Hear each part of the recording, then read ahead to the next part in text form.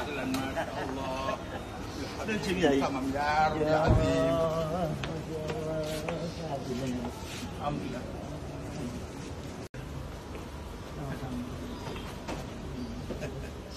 Itu nopon gua. Ada juga.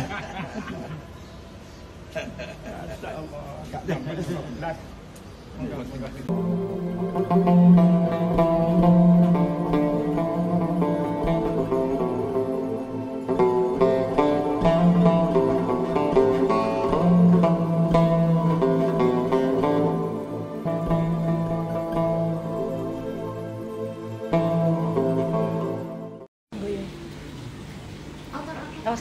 Ter.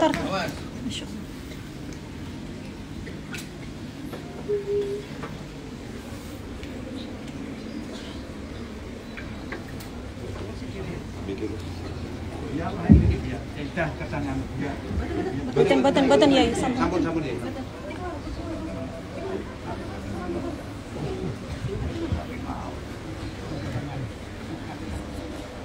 Jadi saya begini kita sama-sama.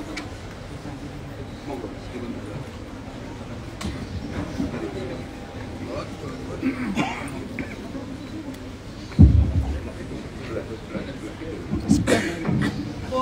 Sampun ya, sampun. Antum mengikut.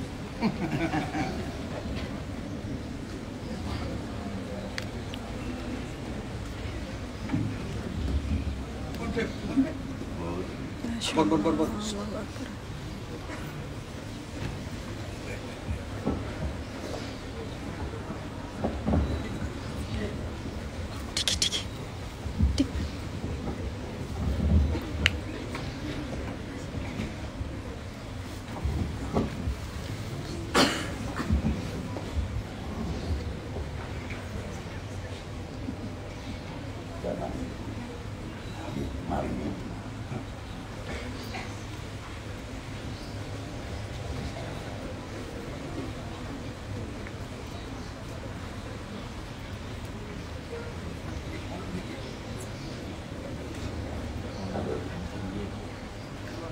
Assalamualaikum warahmatullahi wabarakatuh. Waalaikumsalam warahmatullahi wabarakatuh. Alhamdulillah awal bila ibtidah wal akhir bila ibtidah. Dan sifat awaliyah wal izzah wal kibriyah. Wassalatu wassalamu ala imam ahli sofat wal waqar Qutbul anbiya wal awliya Sayyidina wa maulana Muhammad Allahumma shalli alaihi wa Likul saqamin wada rahmatan wa syifa Fi sirri wal bila Wa ala alihi wa sahbihi ma'adalatil halqa sama Amma ba'du Yang saya muliakan Yang saya hormati Guru kita Guru kami Al-Qadim Dahilka dan Dewan. Semoga kedua sesepuh ini diberi oleh Allah kekuatan. Amin. Umur yang barokah. Putra putri yang barokah.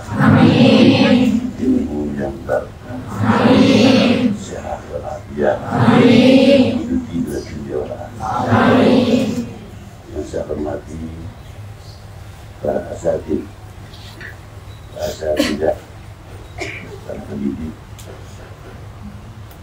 dan yang saya hormati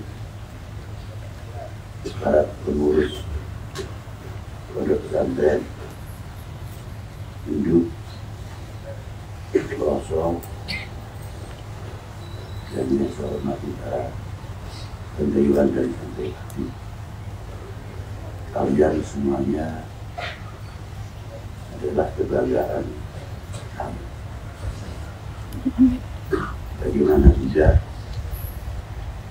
tantangan umat, tantangan zaman di pundak kalian ke depan yang harus mampu akan menjabarkan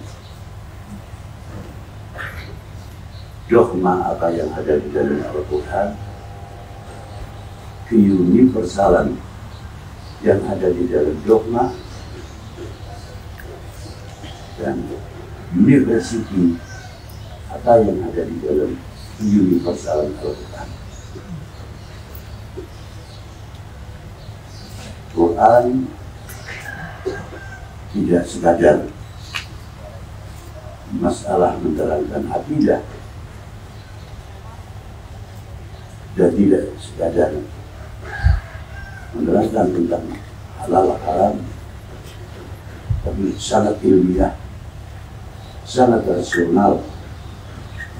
Sejauh mana kita mempunyai konteks dalam mempelajari universalan apa yang ada di dalam Al-Quran tersebut, yang sehingga umpamanya saya katakan dengan secara bangga, Hafidul Quran bukan sekadar Al-Hafidh atau Hafidhah, min ahlil Quran. Dalam arti ahlil Quran mampu menjabarkan. Seandainya Hafidhul Quran, ahlil Quran mengambil satu ilmu kedokteran, satu contoh, sehingga bisa membedah apa yang ada di dalam Al-Quran. Saya sebetulnya berat untuk mengatakan isi Al-Quran di dalam yang terkait sekali di dalam kaya ilmu pengetahuan. Tapi karena kalian adalah harapan kami untuk ke depan, sepanjang-panjang umurnya para tenaga pendidik, terbatas kekuatannya, berbeda jauh di waktu zaman masa mudanya. Itu sudah kodrat. Di mana letak masih disebut hawadith, pasti di situ tempatnya segala kekuatan. Maka dari itu, harapan ke depan yang mampu menyambung lidah untuk mengintelektualkan orang-orang Islam, bukan Islamnya. Kalau Islam tidak perlu diintelektualkan, karena isinya luar biasa. Tapi kita inilah menjadi orang yang ahli Quran, tapi dokter.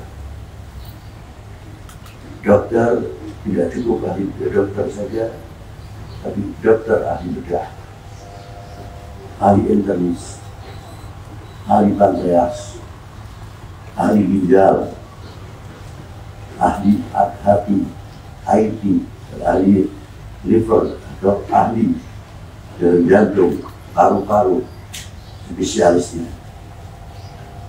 Yang satu bedah sesar dan lain sebagainya. Satu lagi hafidhul Quran atau ahli Quran, jago ilmu ekonomi, jago dalam dunia bisnis, hukum ekonomi, ahli konsultan, ahli IT, ahli meteorologi, geofisika, geologi, vulkanologi, antropolog, kaya dalam Al-Quran. Pasti ini memerlukan waktu yang cukup panjang. Yang ahli hadis, ahli fikih pun, apalagi kalau kita melihat takrib, tidak usah jauh-jauh. Tidak usah ke Wahab, terlalu tinggi. Coba kita belajar menafsirkan saat dunia. 7 air yang sah bisa digunakan untuk bersuci. Yang pertama, ma'ul bahri, ma'ul nahr. Mengapa? Hanya kita melihat segi hukum saja bisa dipakai untuk berwudu dan mandi. Tapi tidak bertanya apa sebab. Padahal itu ilmu yang luar biasa yang ada di dalam makhluk. Setelah kita melihat satu sisi laut itu mempunyai jati diri yang cukup kuat, tapi satu sisi secara ilmiah bahwa pantulan matahari pertama itu mempunyai kandungan ultraviolet yang luar biasa. Mengapa bisa menepis pengaruh ultraviolet yang menyentuh setiap permukaan laut? Ternyata lautan dalamnya dari lubangnya itulah mengkilatnya air laut itu yang mampu menepis penghuni lautnya. Kalau tidak diberi lendir, kulit yang tebal, diberi sisik yang cukup, perkembangan itulah akan menjadi. Yang ketiga, belum sempat kita menyelidiki sisik-sisik yang telah bisa meredam, menyerap ultraviolet sudah sejauh mana kita memanfaatkan, padahal itu bisa untuk jadikan anti daripada pertanian, anti hama. Sehingga apabila pagi hari kita mau jalan-jalan di pesisir yang bersih, itu obat paru-paru yang luar biasa. Maka apabila dijadikan laut itu termasuk bagian yang diperbolehkan untuk wudhu dan lain sebagainya, Allah Ta'ala yang menciptakan dari tahu, belum yang lain-lain, itu baru air laut. 7 air ini kalau kita selidiki dan kita mampu sahnya wudhu saja menggunakan air laut, apalagi untuk membantu dunia pertanian. Yang jelas terkait ilmu agama, sahnya sholat dan tidak tergantung wudhu kita. Itu sudah jauh lagi yang lain-lain. Apakah kita sudah bisa menyelidiki sejauh itu? Di mana letaknya laut mempunyai jati diri? Kalau musim kemarau seperti ini, coba kita menghitung, tapi tidak mungkin. Per detik ini berapa kubik yang masuk ke air laut dari sungai ke sungai? Berapa juta dan berapa miliar? Itu satu. Kalau musim kemarau, musim hujan, sulit untuk bisa dihitung per detik atau per setengah detik, per sekon. Berapa juta kubik yang membawa limbah ke air laut? Yang terpengaruh air hujan ataupun karena banjir hanya radiasi berapa mil, tapi di tengah masih biru bersih luar biasa dan hebatnya mampu menepis. Mau tidak mau hots mungkin sampah apapun, mau bangkai apapun minggir. Itu kalau dalam dunia ilmu tasawuf. Lain lagi kalau kamu melihat para wali, jangan lihat wajah aja.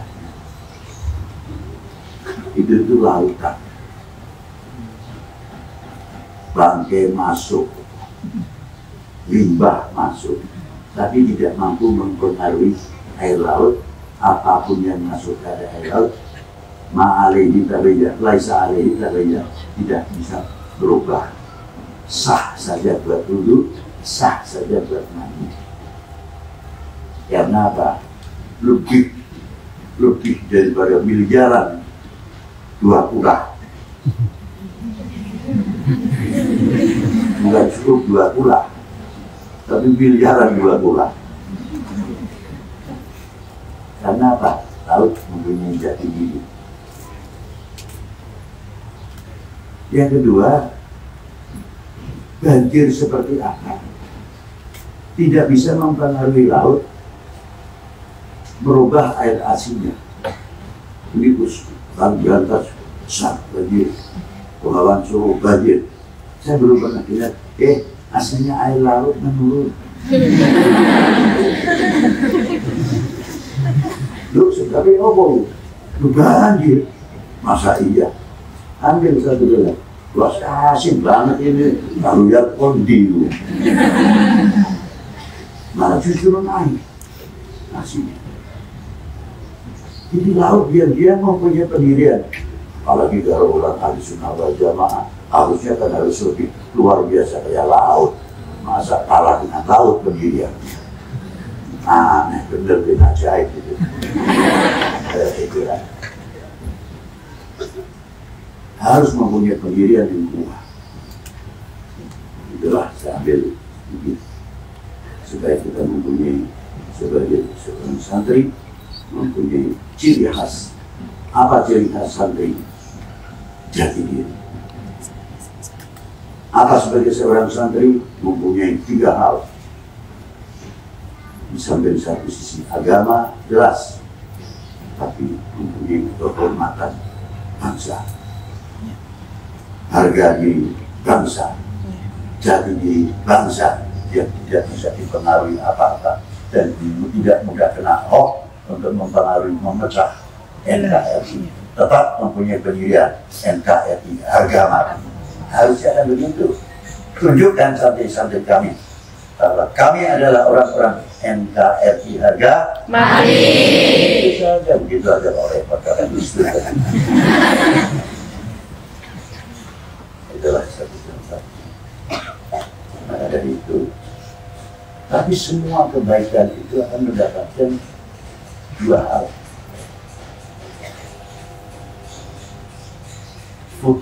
Futuh hati ilahiyah akan didapati karena 2 hal. Yang pertama, belajarlah mengingat jasa orang tua, bagaimana jerih payahnya memesantrenkan kalian. Dari kerjaan yang paling berat sampai yang paling ringan, orang tua kita ketakutan kalau anaknya bodoh, takut pada dirinya, jangan sampai meniru pada dirinya, sehingga kadu bodoh. Harapan satu-satunya adalah regenerasi penerus. Iya. Mau tidak mau, itu satu. Untuk siapa? Ya, untuk putra-putrinya. Kalau kalian bisa mengingat jasa orang tua dalam sekolahan manapun atau dalam pesantren, tidak akan menyia-nyiakan waktu, akan membagi waktu yang luar biasa. Birrul walidain tidak hanya di rumah, di dalam pesantren pun bisa. Birrul walidain, mendoakan kedua orang tua, itu termasuk bir. Mengingat jasanya orang tua, itu termasuk bir. Tiap waktu binyatil qiraatul Fatihah diajeli ummina wa abina. Allah Ta'ala moga memberikan panjang umur sehat Fatihah, itu luar biasa. Disinilah letak ibir orang tua. Yang kedua, sebab mendapatkan satu makati ta'adil awal khidmah di syekh. Itu kuncinya utuh. Ari mau sundul langit, gak taat, gak khidmah di dunia, sulit untuk mendapatkan utuh di dalam hidup. Tapi Semua para aulia, para ulama, jangan tanya bagaimana khidmahnya para beliau kepada para guru-gurunya. Disitulah maqamatul aulia mendapatkan mafatihul ilahiyah min barakatil khidmah bi syaihi wa walidayhi. Allahu Akbar. Okay. Kalian apabila keluar nanti lulus pada suatu ketika pertama di pesantren membawa amanah kedua orang, jangan sampai mengecewakan kedua orang. Tapi ketika balik kita akan membawa 2, akan menunjukkan kami bukan putra putri yang mengecewakan kedua orang tua dan mengecewakan para guru kita. Itu harapan yang luar biasa. Allah Ta'ala akan memberikan suatu keberkahan, mafatih yang luar biasa. Amin. Itu saja, mari kita camkan baik-baik menjadi golongan min ahlil khidmah. Amin. Rasulullah. Amin. Jangan lupa setiap waktu gurumu yang di hadapanmu, jangan tinggalkan doa, jangan sia-siakan doa. Diajrihim Ditolil umur. Amin. Sehat walafiat. Amin. Amin ya Rabbal. Guru-guru kalian bagaikan bulan, bagaikan matahari. Amin. Amin. Kapan lagi kita akan mendapatnya tersinari Amin. oleh dua cahaya atau tiga cahaya bintang, bulan, matahari? Itulah harapan seorang guru, karena setiap seorang guru pasti berpijak ittiba kepada salawatullah alaihi wa ala. Rasulullah tidak akan masuk surga apabila sebelum umatnya dimasukkan surga. Masya Allah. Kecintaannya begitu hebatnya terhadap umatnya. Pewarisnya juga sama, seperti Syekh Abdul Qadir Jilani, Syekh Ahmad Al-Badawi dan tokoh-tokoh lainnya, sampai ke wali 9 dan lain sebagainya. Terus dulu kita sekarang ini, bagaimana peninggalan Sayyidi Syekh Ahmad Jazuli? Dikira orang yang sudah mati itu dia selesai. Tidak. Para aulia yang dalam kuburnya itu tahayati minja ibadah, hanya perpindahan saja dari kota. Sampai sekarang yang ahli tahajud masih menjalankan tahajudnya, tajjidul amal fi hayat ini masih menjalankan. Yang ahli qiraatul Quran masih mudawamatul Quran di kuburnya. Kalau lihat santrinya yang biasa, perhatian terhadap santrinya masih keluar dari kuburnya untuk melihat keberadaan bagaimana santri-santri ini, penerusnya siapa dan sebagainya. Masih berlaku. Dan dari itu memperbarui amaliyahnya, mendapat pahala dari Allah Subhanahu wa Ta'ala. Jangan dikira kalau sudah mati sudah. Berbeda para ulama al-awliya. Lihat di dalam kitab Karamatul Awliya, Semit Karamatul Awliya di awal, Sa'idul Wali dan sebagainya, sampai kepada jumlah-jumlah dan golongan-golongannya dari wali-wali Kutub, Kutbil Ros, Kutbil Abdo, Imamen, Abdul Haddad, Mujabah, Mukobah, dan Mulamatiyah, Jalwaidi, Baro'isi, itu komplit sekali jalan. Kita tahu bagaimana awliya wa ahbalim hingga tabiiblah itu. Itu luar biasa. Beruntunglah kalian mengambil ilmu dari orang yang punya madad. Madad min madadillah wa min syaihihim. Tidak cukup wa min syaihihim bal abuhu, dari orang tuanya. Maka dari itu waktu yang melebihi dari harganya emas, tolong sekali lagi saya sampaikan, jangan disia-siakan. Walaupun itu. Assalamualaikum warahmatullahi wabarakatuh. Waalaikumsalam warahmatullahi wabarakatuh. Jaga-jaga. Yang pertama, barokah tubuhnya. Amin. Barokah ilmunya. Barokah rezekinya. Dan apabila telah diberi keturunan, Amin. diberi barokah. Amin. Amin. Saya kagum seperti Rabbina. Amin. Satu pun anaknya tidak laki, tidak perempuan, tidak satu pun yang tidak menjadi ulama. Amin ya Allah. Tidak satu pun yang tidak menjadi auliya. Dari mulai Syekh Hashim, Derajat, Maulana Ibrahim, Gurnam, Imam Ali Zainal Abidin, Sunan Koni Demak, Al-Imam Ja'far Shadiq, Imam, kalau kita tahu Ibnu Hajarnya tanah Jawa, yaitu Imam Ja'far Shadiq, Sunan Kudus, Muhammad Fasirin. Imam beliau tidak mengarang kita.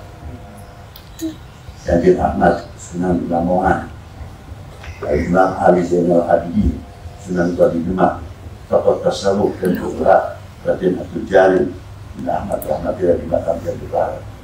yang putri Dewi Asyifa, Waliyah Hafidah, istri Maulana Sultan Abdul Fattah, ibu dari Sultan Trenggono, Adipati Yunus, Sekar Sedurepen, juga Raden Ayu Aisyah, Garwa Maulana Syarif Hidayatullah, Dewi Ruqayyah binti Imam Ahmad Rahmatillah, istri Muhammad Ainul Yakin, Semandini.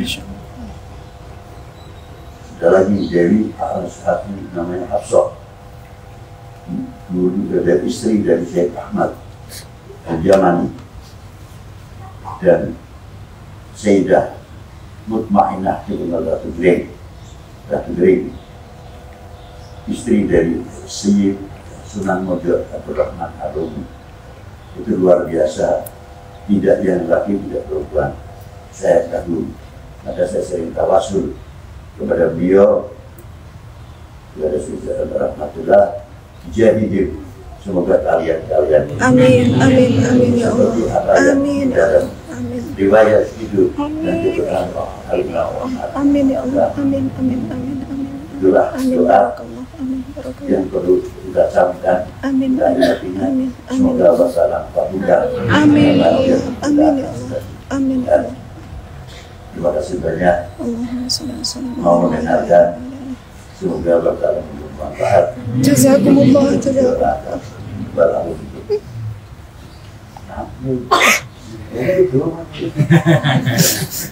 Allah. Allah Maha Amin. doa anak Amin.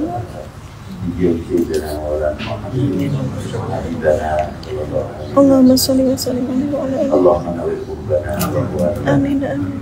lawjuhana Amin. Amin. kita dari alhamdi Amin ya Allah. Allahumma shalli wa sallim. ya galak lahu di Quran Amin, amin. Alhamdulillah Amin ya Allah. la ilaha illallah Amin ya Allah. Allahumma shalli wa sallim alaihi wa ala alihi. Amin. Allahumma la tuhsinna yawma yub'ats Amin ya Allah. yawma la yanfa'u malu wa la banun Amin. illa man taqabbala qalbi. Allahumma rabbana atina fid dunya Amin ya Allah. wa fil akhirati hasanah wa qina adzabannar. Wa sallallahu alaihi Allahumma shalli wa wa sallim alaihi wa wa alihi wa sahbihi wa baraka wa sallam. Alhamdulillahi rabbil alamin. Bismillahil Fatihah. Bismillahil Qabul.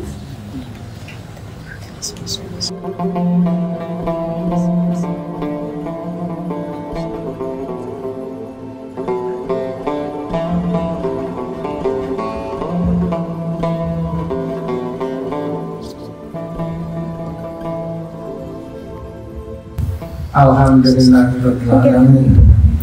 Hamdan yuwafi. Amin. Amin ya Allah Allah. salatan kunzina biha min Amin, jamil amin, rahmat wa amin. taqdina biha syafa'atan Amin ya Allah. wa tahfiruna biha wa tarfa'na yawma ja'alna al-ma'rifatan min yawmina hadha ila yawmil qiyamah wa ta'ala talaba hadha al-hajj wa talaba hadha al-rizqa iftah hadha ربنا لا تؤاخذنا إن نسينا أخطأنا ربنا ولا تحمل علينا ربنا ولا تحملنا ما لا طاقة لنا به واعف عنا واغفر لنا وارحمنا أنت مولانا ومن آخر كلامنا إن تهديها أحسن القول لا إله إلا الله أوين علينا إن سفر اليوم ربنا آتنا في الدنيا حسنة وقنا صلى الله عليه الفاتحة.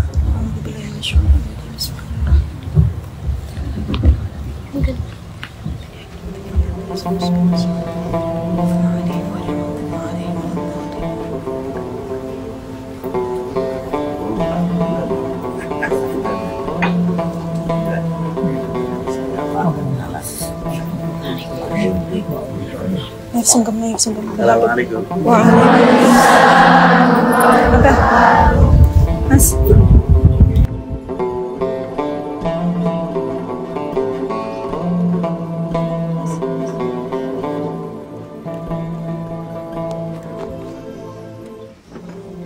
Mas.